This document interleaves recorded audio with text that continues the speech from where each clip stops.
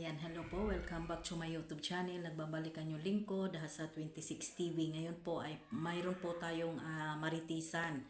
Ayan, at mayroon po tayong bigyan po ng reaction na video. Ayan. Mega love shout out po sa lahat-lahat ng mga supporters natin, lalong-lalo na po Team Kalingap, Kuya Bal Santos Matubang, syempre po Kalingap Rab, at syempre po Ate Edna, at sa lahat po ng charity vlogger, mega love shout out po. Founder Ann, ayan, mega love shout out po. Ayan, syempre po Kuya Mel, suportahan po natin si Kuya Mel, Ate Perlas official, no? At hindi ko na po kayo maisa-isa, syempre po si Omerin Mel, ayan, si Sason, ano pa ba dito? Ma'am Juliet Dicker, Ma'am Lisa Palikpik, at sa lahat-lahat po ng mga supporter. Suportahan po natin ang ating mga vlogger, no? Na mga bago pa po, na kailangan pa po nila ng watch hour. Ayan. Dito po tayo ngayon sa sponsor po ni Rina, na ang nagngangalan po dito, correct me if I'm wrong, at Tita Marusa. Ang pagkakaalam ko, ito po yung pangalan po niya ng, ito po yung dati po ay pangalan po niya Tita M. Ngayon po ay Tita Marusa na po ang pangalan niya ngayon sa mga mga dati pa pong mga combo nila, no? Ano po ba ang nangyayari dito sa sponsor ni Rina? Para pong may something na. Kasi po nakikibaka na po itong 1M sponsor na si Tita Marusa, ay higit sa inyong kaalaman, ito po yung sponsor po, big sponsor po ni Rina. Pero hindi lang po natin lubos maisip na may pagkabastos po pala siya, na parang hindi na po yata tama na makikibaka po siya sa live ng may live, kasi wala po naman siyang karapatan dahil sponsor lang po siya ni Rina. Tama po ba o hindi? Comment po sa baba kung mali po ba o tama yung sinasabi ko. No, kasi po pinaglalaban na po niya ngayon, na sinasabi po niya dito na ay ito po daw ay may karapatan si Melanie kahit saan man po ang gulo tignan, at wala din pong karapatan ng isang foundation ng Kalingap laban dito kay Melanie. Pero may parang may something wrong po. Hindi po ba mga Kalingap, at siyempre po dito sa sa ating lahat dito sa ating pinaglalaban ngayon. No.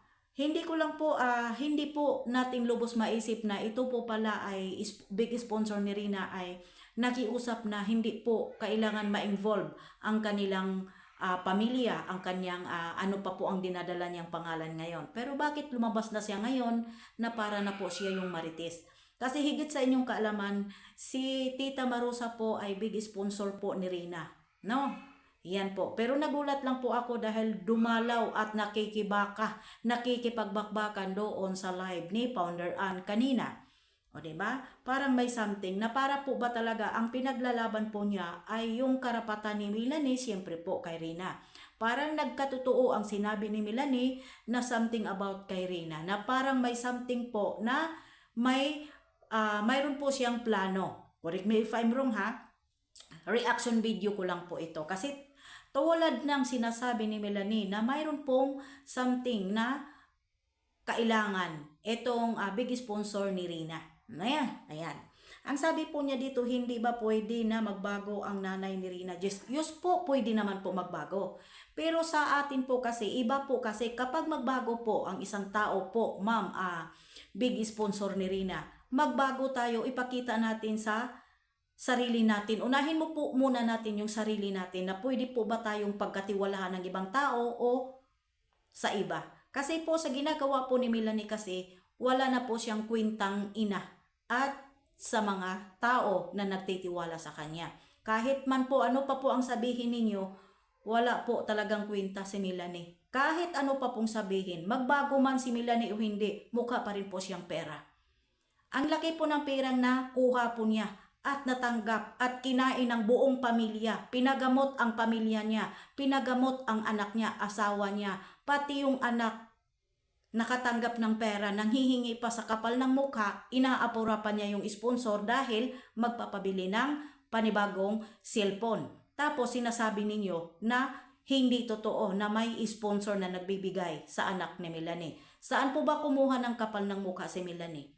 Tapos sasabihin ninyo hindi totoo. Kung sa bagay po, ganun po talaga yung mukhang pera na mga tao po na mayroong interes kay Rina.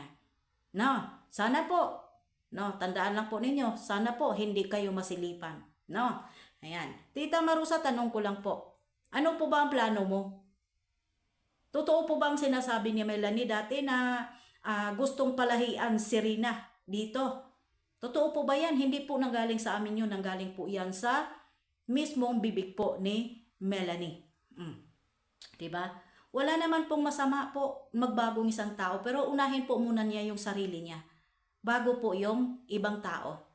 Kasi po alam niyo po, kahit ano pa po ang gulo tignan, manggagamit pa rin at mukha pa rin pong pera dito si Melanie. Kasi tumanggap siya ng pera na limpak-limpak dito sa mga tinataboy na mga sponsor. Kahit ano pa po ang mangyayari, pwede po siyang makasuhan dito sa sponsor dahil hawak po niya ang mga resibo at yung konbo na nagpapatunay na mayroon po siyang sinasabi dyan sa pera.